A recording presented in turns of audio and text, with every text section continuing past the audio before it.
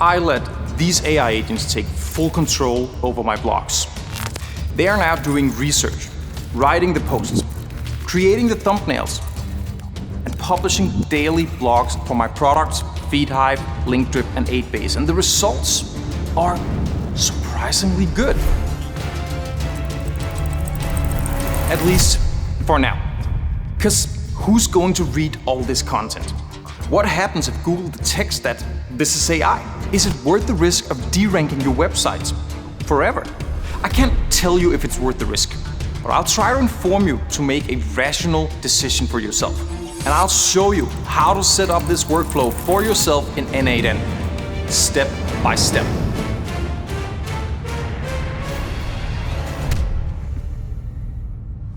For a long time, I was living in fear. You're not going to get away with it. In fact, Google has already made it very clear they will fight AI-generated content with all they got. Instead, I would focus on a token. Because I heard people say again and again that you should never use AI to generate SEO content. But at the same time, my blogs were dead. And I simply didn't have the time to sit and manually write content often enough. I did some research, but Google's policies aren't exactly clear about this. They say they don't penalize content just because it's written by AI, but they do penalize low-quality, unhelpful content created primarily to manipulate search rankings. So mass-produced, low-value AI content clearly fits this description and would be treated as spam. But it also meant that if I could create helpful, high-quality, relevant content using AI, I'd be home safe. If I was gonna do this, I was gonna do it right. I would need careful research, quoting other sources from the internet. I would need unique internal knowledge that couldn't be copied from other places, and I would need custom, on-brand thumbnails that would fit with the overall design of my website. After carefully considering the consequences and the pros and cons, I decided to go for it. Let's break it down. Every blog post starts with a topic and a plan for which keywords it should appear under. Having an AI do proper keyword research, find content gaps, and generate real content ideas is challenging. But we do have a few options available. First, we have SERP API. This is simply the API version of Google. You'll give it a search term, and what you get back is basically page 1 on Google, but in JSON format. This is very useful since you can have an AI agent do a Google search through n8n to see what already shows up under a given keyword. Secondly, we have Perplexity's Sonar model. This is an AI search model that will search, retrieve, and synthesize information from the internet. This is super useful to search for real information and facts without having to manually read through a bunch of websites to find what you're looking for. Finally, we have OpenAI's new search model. It's similar to Perplexity's Sonar models, but it's currently in preview. Now, I tried a bunch of different approaches to make this work. And what I found is that there are 2 ways you can start this workflow. You can do all the keyword research manually and give the AI clear and precise instructions on what to write about. If you are an expert SEO and keyword researcher, you probably want to do it like this and accept that the workflow isn't going to be fully autonomous. Or you can do it the way I ended up doing it. And that is by using OpenAI's search model to find content ideas for you based on an overall description of your product and brand. This will give you much less control and most likely a smaller overall chance of ranking well for each post, but at least it will post entirely on its own. Let's set this up. If you don't have an account on n8n already, now is the time to create one. You also need to add your OpenAI credentials here so n8n can connect with your OpenAI account. It's super easy, simply follow the instructions here. Now create a new workflow and add a schedule trigger. Configure this according to how often you want to publish a new post.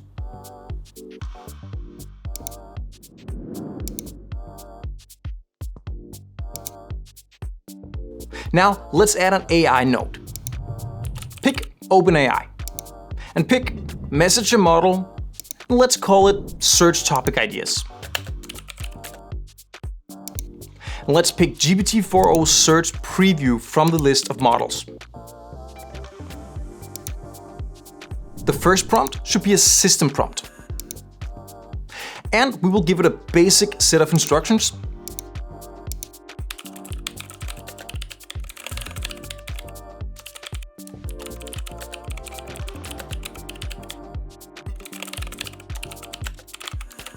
Like this.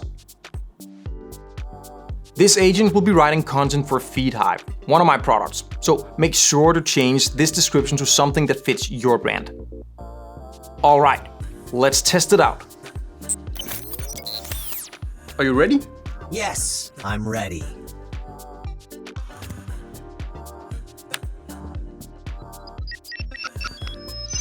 Awesome! GPT-4o Search did a great job here. I tried to have an AI agent do actual long-tail keyword research from n8n using various different approaches I found on other YouTube videos, but honestly, it just doesn't really work that well. So you can either do manual keyword research or you can let GPT-4o Search go off totally on its own and come up with things.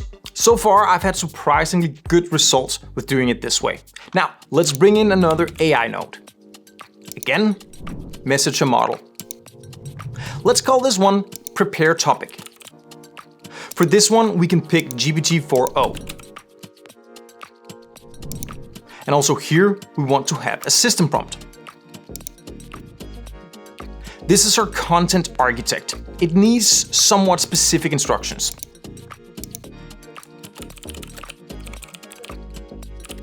We also want to describe the exact JSON format it needs to output. This part is very important. And here we want to turn on output content as JSON. Now let's add another prompt, which should be a user prompt. Here we want to add the ideas the research AI came up with. And test it.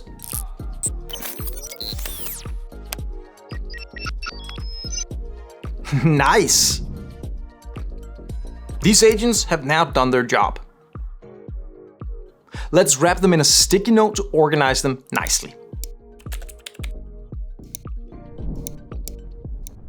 This first part of the final workflow is almost finished. Now, how do we make sure that these two AI agents will come up with new ideas and not just repeat themselves every day? After all, we don't want to end up cannibalizing on ourselves on the same exact keywords and topics. Also here, I tried a few different methods, including storing all blog posts as vectors in a vector database, so the sentiment of new ideas could be compared to previous posts. But again, sounds fancy, but it just doesn't practically work that well. So I ended up simply giving the AI agents access to a simple list of summaries of previous posts. This part highly depends on which system you're using to publish your blog posts. You can use a headless CMS like Strapi or Prismic. You can use a no-code tool like Webflow or Framer, or you can commit these directly to a GitHub repository as markdown files if you're hardcore like that. I use Strapi. So in my case, I will make an API call to Strapi using the HTTP request node. This is how you filter blog post entries in Strapi, but obviously this will be different depending on your setup. There we go. Now, let's add this node here before we start researching. And let's just add a few extra instructions to the research agent. Good. And add a user message. We'll just drop all the data from our blog archive like that, and turn it into a JSON string so the chat model can absorb it all. Perfect. This does the job. So far, I haven't caught my two agents producing duplicates. So now we have a description of the topic, a title, a description of an image we want for the thumbnail, and an outline as a list of chapter headlines. We now have everything we need to have AI write the blog posts. Or at least that's what I thought. But no matter how many times I tried, these blog posts would come out generic, shallow, boring and empty. They just wouldn't be worth reading. And most likely, these blog posts would be exactly what Google would classify as spam. But then I realized what was missing. There are certain elements that all good blog posts tend to have. Statistics, facts, references. good blog posts reference other articles and sources on the internet and incorporate them into their post to underline the point they're trying to make. And the best blog posts also have unique insights. They're not just reiterating what other people have already said 1,000 times. They bring something new to the table, insights from their business. There was no way around it. Before moving on to writing the blog post, I needed a special step. This part is critical to make the system work. We need 2 other AI agents to do additional research before writing the actual post. But instead of researching topic ideas, this agent digs deeper into one specific topic to find interesting facts, statistics, and discoveries that we can use as supporting knowledge and references for our blog post. The other one is an AI with secret access to an internal knowledge base. This is a data archive with private data, which might be interesting to include in a relevant blog post. It is data that we are sure no other blogs have access to. This will help keep our blogs unique. So first, we need an AI that can do research. You can use OpenAI's GPT-4o search, or you can use Perplexity's Sonar models. Perplexity now has a Sonar deep research model. You can use this if you really need exhaustive research to include in your articles. Though it's much more expensive, and for my use case at least, the regular Sonar models or GPT-4o search will do just fine. To keep this workflow simple, we'll use GPT-4o search like we did in the previous step. Let's set this up. So we'll add another node. And again, pick OpenAI's Messenger model. And again, find the search preview model. Let's change the first prompt to system and give it a prompt.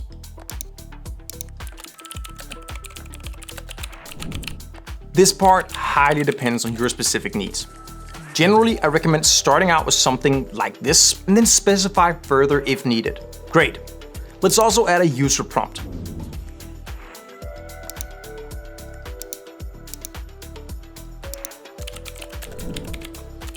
And here we want to add the title and the description from the previous step. Let's test it. We got the content and all the citations. Now, the next part is where it gets really exciting. We need to prepare our internal knowledge base. We're gonna do this with a system called RAG.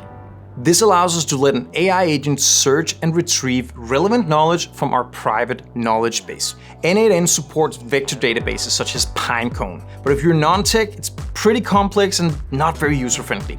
So instead, we're gonna use Aidbase, and I'll show you just how easy it is to set up a RAG. Go to aidbase.ai and sign up for a free trial. You want to pick the Pro plan since we need API access. If you think $99 per month sounds expensive, don't worry. I'll show you how to get around this in a moment. Now that we have the account ready, go to Sources. Here we can add our knowledge sources. We can add our website. Since my blog is for my product FeedHive, I'll add FeedHive's main website and FeedHive's help desk website here.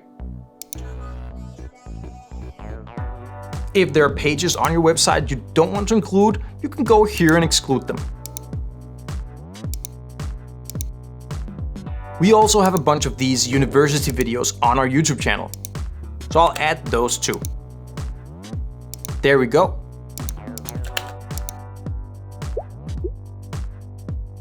Now I'll select them all and click Train AI Models. This is gonna take a few minutes. Now let's go to the FAQs page and create a new FAQ. This is really cool because it allows me to manage knowledge directly in Aidbase.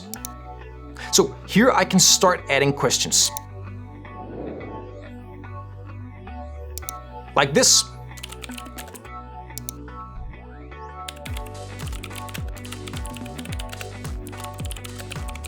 And you can expand this with all interesting internal facts you have about your business, which might be interesting to include in a blog post.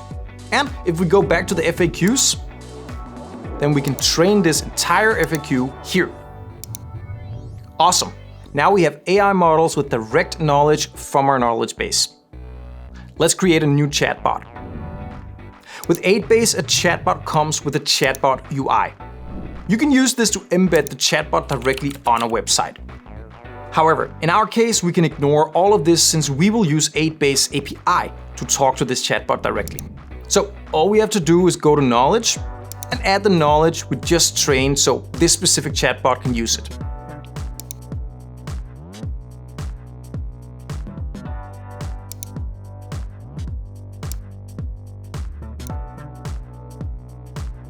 Now, if we go to settings, we see the chatbot ID here. Note this down, because we'll be using this in a moment. Let's go to settings, click API keys and create a new API key. Let's grab this API key and head back over to n8n. From the dashboard, click create credentials. Choose header auth.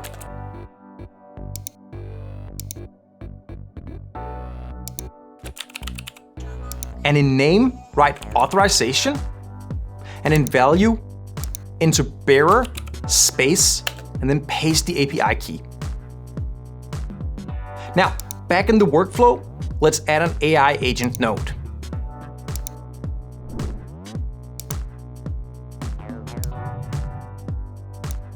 Let's add a chat model. This can be simple, so let's just use GPT-4o Mini. Now add simple memory and give this a fixed key.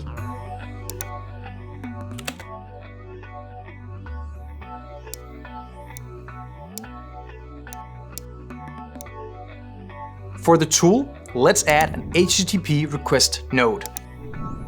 We want this to be a post method, and for the URL, we'll add this api.aidbase.ai v1 chatbot ID reply. And instead of ID, we'll use the chatbot ID we noted down from when we created the chatbot in Aidbase before. There we go. Under authentication, choose generic credential type, header auth, and pick Aidbase from the list. Perfect.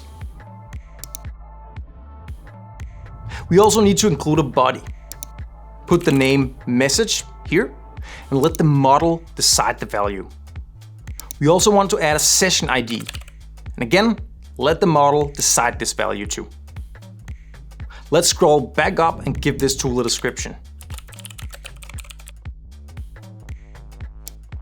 Now, let's rename this Get Internal Knowledge. Perfect. Now let's go back to the AI agent and give it some instructions.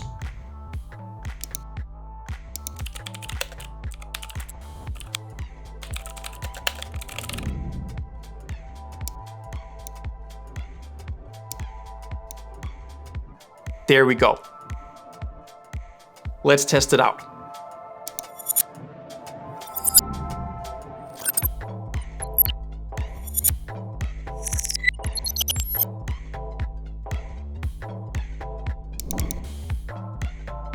Awesome. It works perfectly. So now we have both knowledge from the open internet and internal knowledge we can use for our blog post.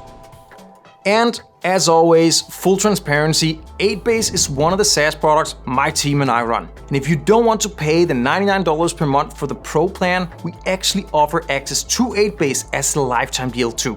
If you go to founderstack.pro, you will get a bundle containing not just Aidbase, but also FeedHive, Linkdrip, and TinyKiwi, basically my entire SaaS portfolio for a single one-time purchase. And with this deal, you get access to the equivalent of the Pro plan with Aidbase, so you can fully leverage the API and all its cool automation capabilities. Okay, finally, let's tidy this up. This is now a part of the working workflow too.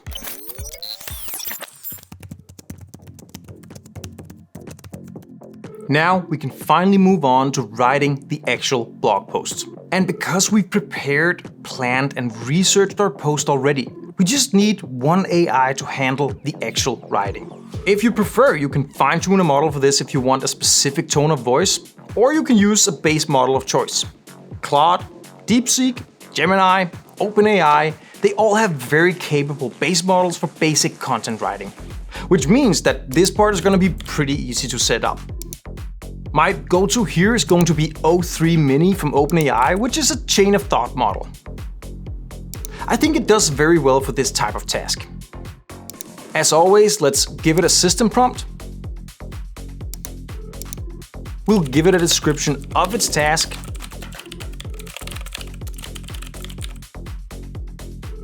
And we'll add a user message too.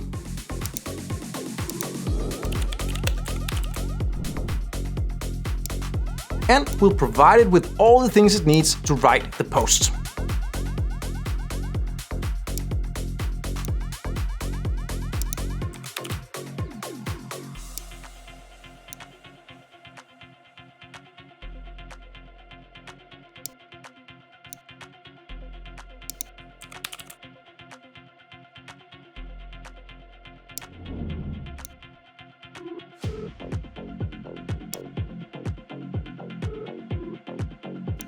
Let's test it out.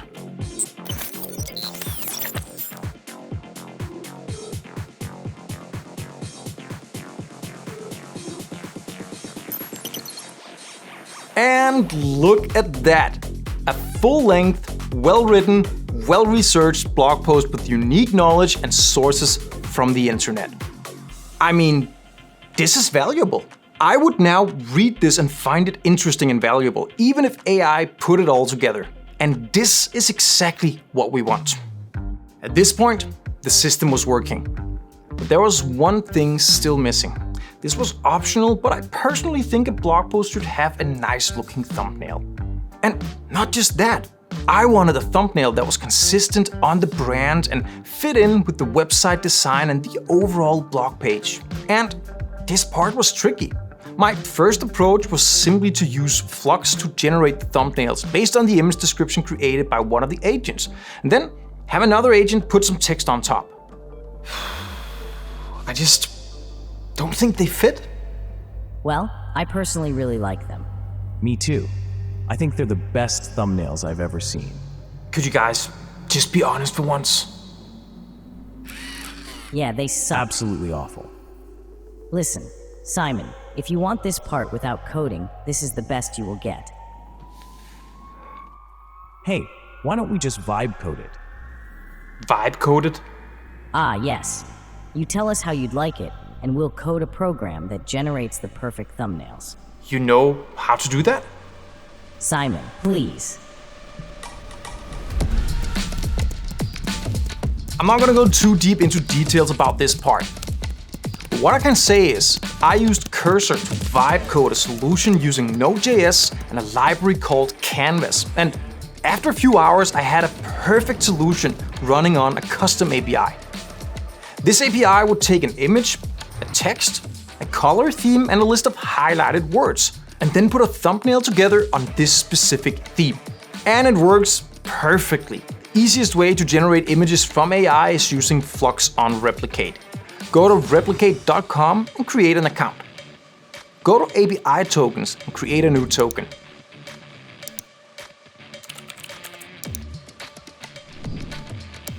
And just like we did with Aidbase, create a new credential from the n8n dashboard.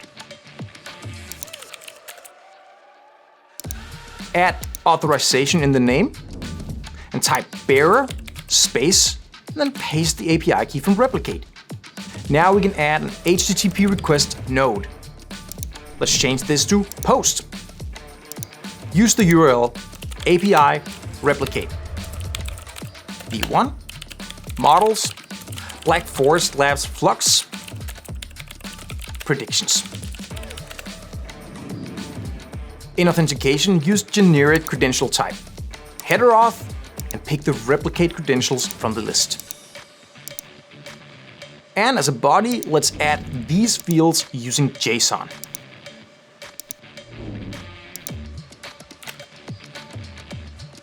For the prompt, let's finally use the image description from the very first step. And to make our lives a little easier, let's add this header with the name prefer and the value wait. This will make the request wait for the actual image to be generated before it returns a response. Let's see.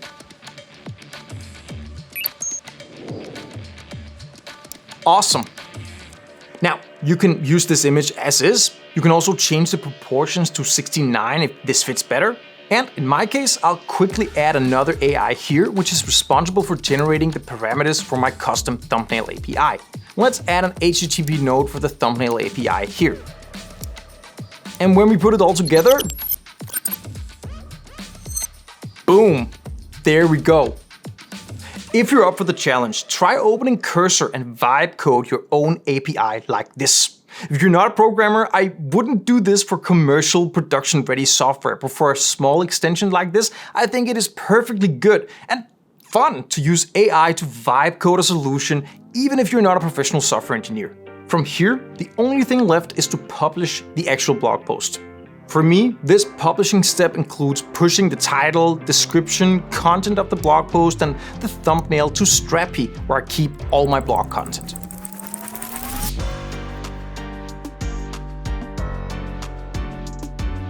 I also have a step that uses a trigger in FeedHive, so the blog post gets published on social media too. For you, this publishing step might look different. n8n has first-party integrations with Strappy, WordPress, Webflow, and a lot of other tools, so this part is up to you to set up according to your needs. But as you can see, this now works fully autonomously. It requires no human intermediate steps. After setting up this workflow, simply lean back and watch blog posts coming out every day, or every other day, or once a week, however often you want to post.